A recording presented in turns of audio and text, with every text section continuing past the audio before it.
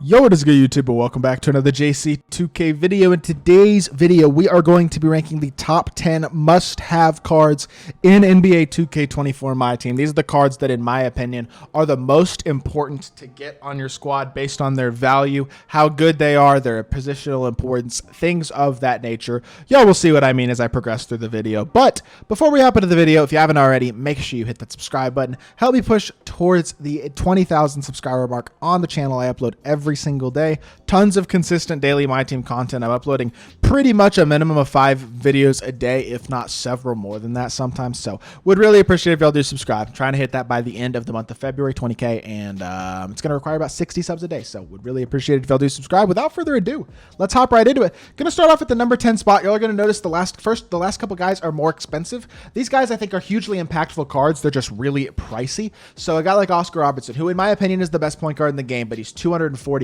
He's an amazing card, one of the best in the game. I don't know if he's must-have as much as some of the guys higher on this list because of how expensive he is, despite being the most complete point guard in the game. Elite defender, playmaker, shooter, and finisher. Fast, great shooter, great defender, not a bad slasher at all either. Good size at point guard, not incredible, but 6'5" with a 6'8" wingspan and a very solid release. Movement-wise, I will admit I don't love his movement, but I don't think it's terrible either. I really do think Oscar is the best point guard in my team right now, but I'm not sure he's impactful enough to justify this type of price point being any higher than this on this list, despite the fact that I do believe he is actually the best point guard in the game right now. The same honestly goes for a guy like Kristaps Porzingis. He's so good, but there's like 10 great centers in the game right now. And, well, there's less than that probably, but there's several free centers and free bigs that you can run that are great cards. And so even though KP is, in my opinion, the best center in the game, is he super must have? Not really. Even if you fully badge him out, he's a great card, but he's not really a primary ball handler or anything. He's not really a card you're running your offense through. He's a great dunker, great shooter, great defender. He can put the ball on the floor semi-well as well, but he is, again, a bit limited. Not as a card in terms of not being great, because he is great, but he is not, I don't think, impactful enough to justify the gigantic price tag being any higher than number 9 on this list. Number 8 is Serge Ibaka. I think his price point is a little more justifiable for a card as good as he is. He's a top 5 center in the game. I legitimately believe that. Despite being only 6'10", he defends his butt off. He's under 100K. He's got Hoff poster as a precision dunker, rise up corner specialist, and elite all-around defense, including perimeter defensive ability. He shoots the ball quite well as well. Very smooth, easy release. Great dunker, great defender. Really, really good versatile card. If y'all haven't already, go check out my gameplay with Serge Ibaka. If y'all watch this video and I haven't dropped that gameplay already, which I don't think will happen, but if it has, the gameplay will be coming later today, but I think it'll already be out as y'all are watching the video.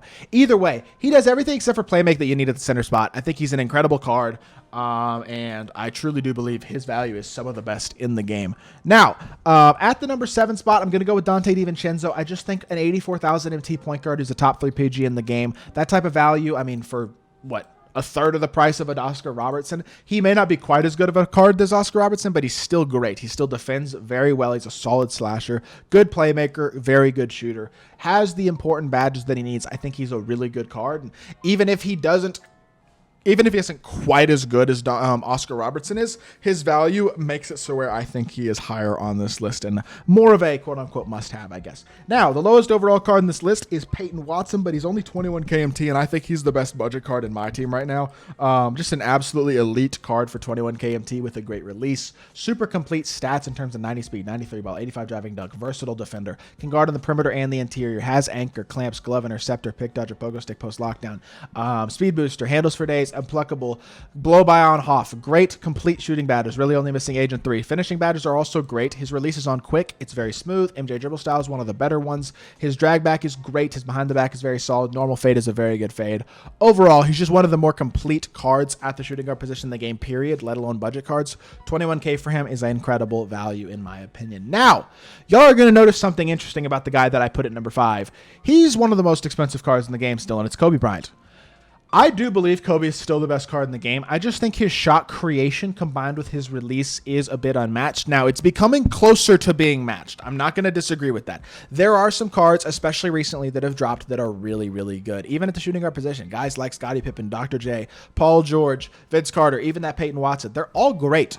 but I don't think any of them really match Kobe in terms of the overall elite versatility of the statistics and the animations, the actual shot creation, the base badges already being incredibly good and well-rounded. As great as those guys are, I just think Kobe is the best card in the game. I think he's the most unstoppable card in the game. If you are an elite, skillful player, Kobe is almost unstoppable at times on the offensive end of the court. And scoring the ball is so tough in my team this year, especially against a very good defender. It's not hard to score on a bad defender, I understand.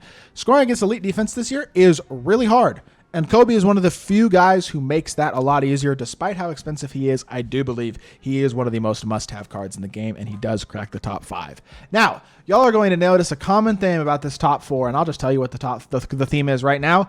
None of them cost anything. Starting off with Joel Embiid. 70 points in a game will get you this Embiid for free. He's a 7-footer, 88 speed, 93 ball. Great dunker, great defender, really good all-around card, but you know one thing, and just keep this in mind. He can't get every badge. That matters. Not only that, I don't love his release, I'll be honest. His movement certainly isn't great, not that that's a big deal at the center spot. I think he's an amazing card. Some people would make the argument he's the best center in the game. I am not one of those people. I think he's like the 4th best center in the game. Still a great card, an amazing free card, and not hard to get. But I can't put him any higher than number 4. Number 3 is going to be Chet Holmgren to me. I think Chet at power forward is amazing. If you don't have this card by now, I don't know what you're doing. He's been out for a month, and it's only 200 blocks. Like, it's not that hard. But if you're new to my team, you should get this card. It takes 3 hours if you just grind it out in challenges. It's also something that you can obviously get incrementally over time as you play the game. But I do think it's worth grinding this out to get this card. He's one of the most complete power forwards in the game. You 100% could still make the argument he's the best power forward in the game. He's an incredibly versatile, really, really good card who can defend at a very high level, can put the ball on the floor a little bit with a ball handle shoe, shoots the ball at a very high level, great dunker, and also, I mean, his only flaw is the low strength, but especially at power forward, doesn't matter that much. I feel like even at center, he's still very competitive and very good. Top 2, Thurl Bailey is number 2 for me. I think just a free small forward, power forward who can play both positions at such a high level, has such a great release, and then is such an elite defender. He's basically Jonathan Isaac for free, except better as a slasher. That's how I would describe Thurl Bailey. I think he's a better Jonathan Isaac, and he's free. I don't understand why people don't like this card. He is huge. He defends really well. He's got a massive player, but he's got a super smooth release. He's basically Giannis with a great release. And I understand he's not the best playmaker in the world. He's missing some important shooting badges and some important playmaking badges. He's totally free. 20 wins and unlimited is not the easiest thing to do in the game, but I have by no means grinded unlimited this season, and I have Thurl Bailey. I think he's an absolute dog, and I think he's one of the best cards in the game. And I do believe he is kind of must-have. Number 1 is brand new, and it's Tyson Chandler. I think you can make the argument Tyson Chandler's the best center in the game. I think it's really, in my opinion, I think it's between him and KP right now. He's a 7-footer with a 7'3" wingspan, but the thing that makes him special, first of all, is that he's 91 speed. That's 11 faster than KP and 13 faster or 12 faster, whatever, than Wemby. That's a big deal. He's faster than Embiid. He's an amazing finisher with Hoff bulldozer, master, posterizer, precision dunker, rise up, back down punisher. He's got all the defense you could ask for. Every single defensive badge in the game on at least gold, including basically every single interior one on Hoff. Actually, I think he literally has every interior badge on Hoff. And he can get every badge, which means that you can add things to him such as catch and shoot, a couple other shooting badges, and then a bailout, a break starter, maybe a speed booster, catch and shoot, and then one other shooting badge would probably be the 5 that I'd add to him.